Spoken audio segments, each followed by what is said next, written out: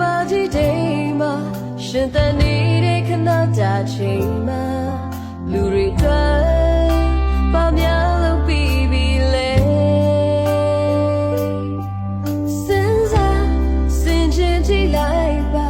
သင်ပိုက်စား